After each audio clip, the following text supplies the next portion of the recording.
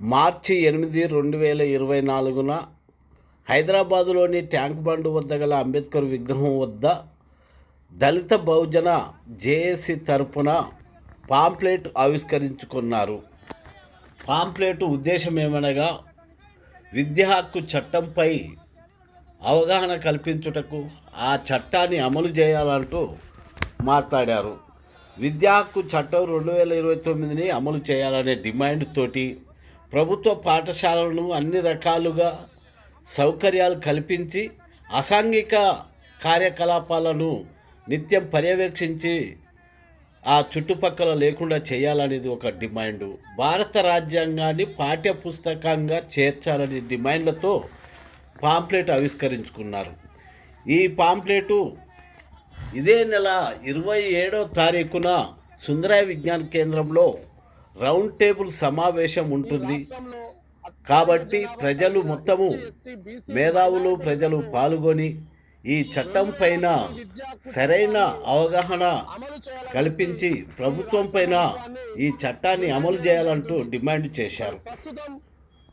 ఈ రాష్ట్రంలో SC, ST, BC మైనారిటీల విద్యార్థులు విద్యను కొనుక్కోలేని పరిస్థితిలో ఉన్నారు. మరి గత ప్రభుత్వం కానీ ఈ ప్రభుత్వం కానీ అనేక సంక్షేమ పథకాలు పెడతా ఉన్నారు. వాటన్నిటిని కూడా మేము స్వాగతిస్తున్నాం. కానీ ఈరోజు పేద విద్యార్థులు, బలహీన వర్గాలకు సంబంధించిన నా ఎస్సీ, ఎస్టీ, బీసీ మైనారిటీకి సంబంధించిన విద్యార్థులు ఈరోజు కార్పొరేట్ స్కూళ్ళల్లో, కార్పొరేట్ కాలేజీల్లో విద్యను కొనుక్కోవాల్సిన అవసరం వస్తుంది. మరి ఈ వర్గాలకు ఆ కార్పొరేట్ కాలేజీలలో కొనుక్కునే స్తోమత లేదు. ఈరోజు సగటు మధ్యతరగతి వ్యక్తి ఆయన సంపాదించిన సగం విద్యార్థుల ఫీజుల కోసమే ఖర్చు అవుతున్న పరిస్థితి ఇది. కాబట్టి ఈ రాష్ట్ర ప్రభుత్వాన్ని మేము డిమాండ్ చేస్తూ ఉన్నాము, 2009 విద్యా హక్కు చట్టాన్ని అమలు చేయమని చెప్పి. 2009 విద్యా హక్కు చట్టం కనుక అమలైనట్టయితే ఎస్సీ, ఎస్టీ, బీసీ మైనారిటీల విద్యార్థులకు మరి ప్రతి ప్రైవేట్ కళాశాలలో 25%, 25% ఫ్రీగా చదువుకునే వెసులుబాటు కలుగుతుంది. కాబట్టి ఈ చట్టాన్ని మేము రాష్ట్ర ప్రభుత్వాన్ని అమలు చేయమని చెప్పి డిమాండ్ చేస్తూ ఉన్నాము.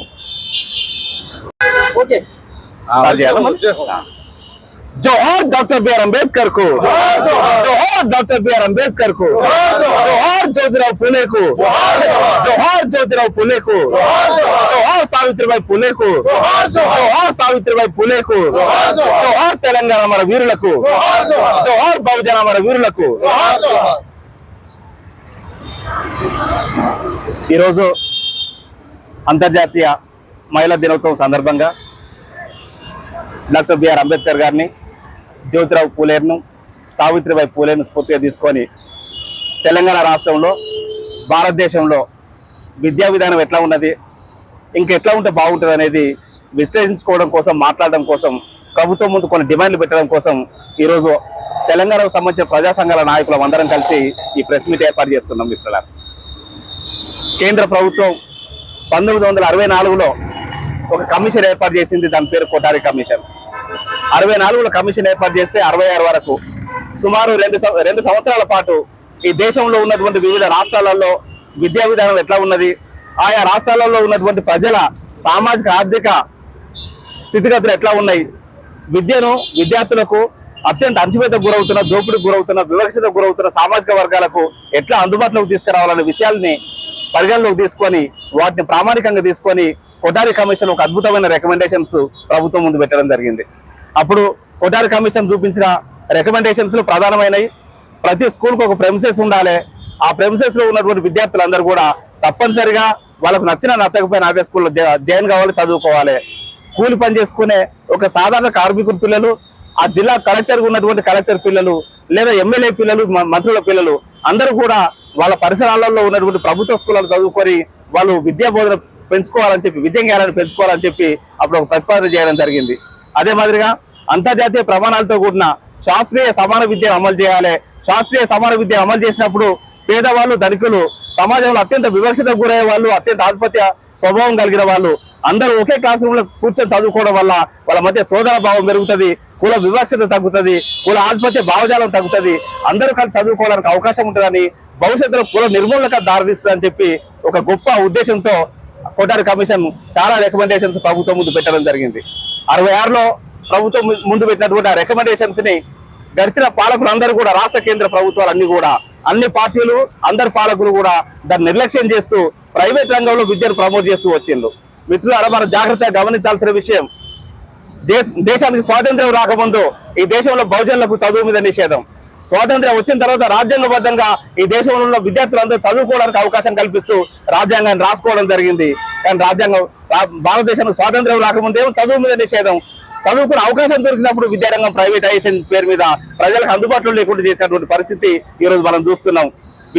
బహుజనులందరూ కూడా, బహుజన విద్యార్థులందరూ కూడా మొట్టమొదటిసారిగా చదువుకునే ప్రయత్నం చేసి ప్రభుత్వ స్కూళ్ళలో పోయి చదువుకునే ప్రయత్నం చేసిన సందర్భంలో కొంతకాలం ఒక తరం వాళ్ళు అక్కడ పోయి చదువుకోవడం జరిగింది. రెండో తరం వాళ్ళు చదువుకునే ప్రయత్నం చేసినప్పుడు విద్యను ప్రైవేటైజ్ చేయడం వల్ల తిరిగి మళ్ళా ఆ విద్య ఇక్కడటువంటి అసమానతలకు, అణచివేతకు గురవుతున్న సామాజిక వర్గాలకు అందుబాటులో లేనటువంటి పరిస్థితి మళ్ళీ మనం చూస్తున్నాం. కొఠారి కమిషన్ రికమెండేషన్స్ కానీ, అనిల్ సద్గోపాల్ రికమెండేషన్స్ కానీ వాళ్ళు చెప్పేది ఈ దేశంలో రాష్ట్రంలో ఉన్న విద్యార్థులందరూ కూడా సమాన విద్యను పొందాలి, సమాన అవకాశాలు పొందాలని చెప్పి వాళ్ళు డిమాండ్ చేస్తూ అనేక రికమెండేషన్ చెప్పడం జరిగింది. దాన్ని ఏ రాష్ట్ర ప్రభుత్వం కూడా అమలు చేస్తలేదు.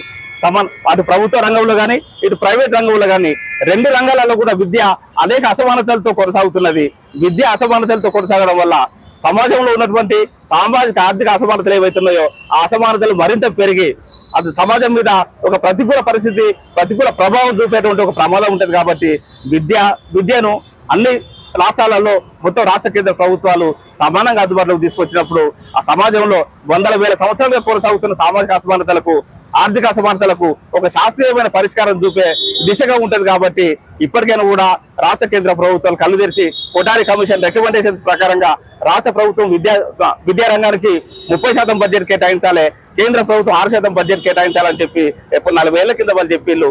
ఈ రోజు వరకు కూడా ఆ బడ్జెట్ కేటాయింపులు లేవు. నిన్న దాకా మనం అందరం తెలంగాణ ఉద్యమంలో ఉన్నాం.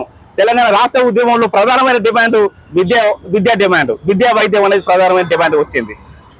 తెలంగాణ రాష్ట్రాన్ని సాధించుకుంటే అప్పుడు తెలంగాణ రాష్ట్ర ఉద్యమానికి నాయకత్వం వహించిన జేఏసీ నాయకులు కావచ్చు, టీఆర్ఎస్ పార్టీ నాయకులు కావచ్చు, వాళ్ళందరూ కూడా తెలంగాణ రాష్ట్రంలో 30% బడ్జెట్ కేటాయిస్తామని చెప్పిండు.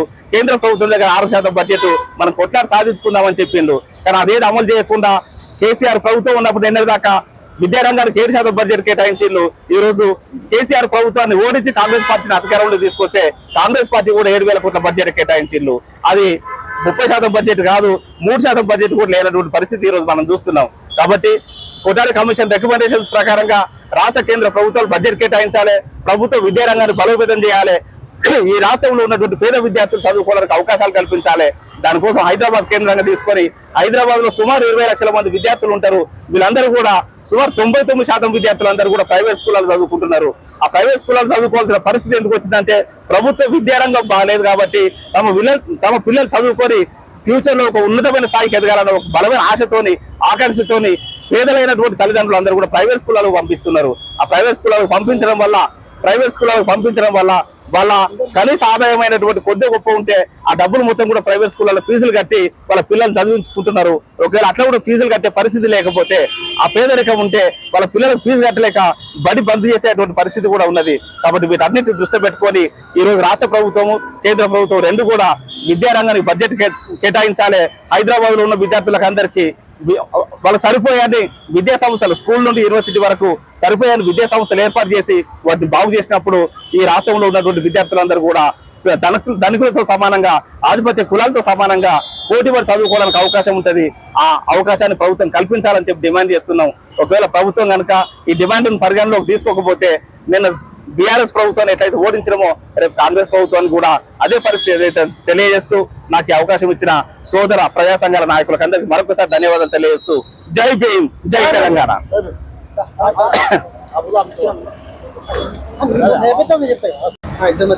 జై భీమ్, జై భీమ్, జోహార్ డాక్టర్ బాబాసాహెబ్ అంబేద్కర్, జోహార్ జోహార్.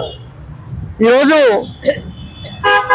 ఈ కరపత్రాన్ని ఆవిష్కరించే సందర్భంగా రేపు 27వ తారీఖు జరగబోయే రౌండ్ టేబుల్ సమావేశం ముఖ్య ఉద్దేశం ఏమిటంటే విద్యా హక్కు చట్టాన్ని అమలు చేయాలి. విద్యా హక్కు చట్టాన్ని గత ప్రభుత్వాలు కూడా అమలు చేయకపోవటం, నిర్లక్ష్యం వహించడం వలన దళిత బహుజన మైనారిటీ వర్గాలకు తీరని నష్టం జరిగింది. ఇప్పటి వరకు పెద్దలు చెప్పారు, కోల జనార్దన్ అన్న గారు చాలా 64 నుంచి తన అనుభవాలు, తన కొటారి కమిషన్ నుంచి ఏమేమి సూచనలు చేశారు, ఎవరెవరు ఏ విధంగా దాన్ని అమలు చేయలేదు, ఎంత నష్టం జరిగింది, మన దళిత బహుజన వర్గాలకు విద్యార్థులు ఏ విధంగా నష్టపోతా ఉన్నారు అనేది పూర్తిగా కూలంకుషంగా చెప్పారు. నేను అంత సమయం లేదు కాబట్టి ఈ విద్యా హక్కు చట్టాలని ప్రభుత్వాలు ఎవరున్నా సరే, ఇప్పుడు కాంగ్రెస్ ప్రభుత్వం అయినా గతంలో ప్రభుత్వాలు చేసిన విధంగా కాకుండా వాళ్లకు ప్రభుత్వాలు తీసుకున్న నిర్ణయాలకు విద్యార్థులు, నిరుద్యోగులు అందరూ కూడా వ్యతిరేకించి వాళ్ళని ఆ ప్రతిపక్షంలో కూర్చోబెట్టారు. కాబట్టి ఇప్పుడున్న ప్రభుత్వము ఖచ్చితంగా ఈ విద్యా హక్కు చట్టాలని విద్యార్థుల గురించి, దళిత బహుజన మైనార్టీల గురించి ఆలోచించి విద్యా హక్కు చట్టం 2009 చట్టాన్ని పూర్తిగా అమలు చేయాలి. ఈ ప్రైవేటు సెక్టర్లో కూడా 25% ఏదైతే ఉందో 25% ఫ్రీ సీట్లు అవి అమలు చేయాల్సిందిగా అన్ని విద్యా రంగాలకు, ప్రైవేటు విద్యా సంస్థలకు ఆదేశాలు ఇవ్వాల్సిందిగా మన ముఖ్యమంత్రి గారిని కోరుతున్నాను. జై భీమ్, జై కిసాన్.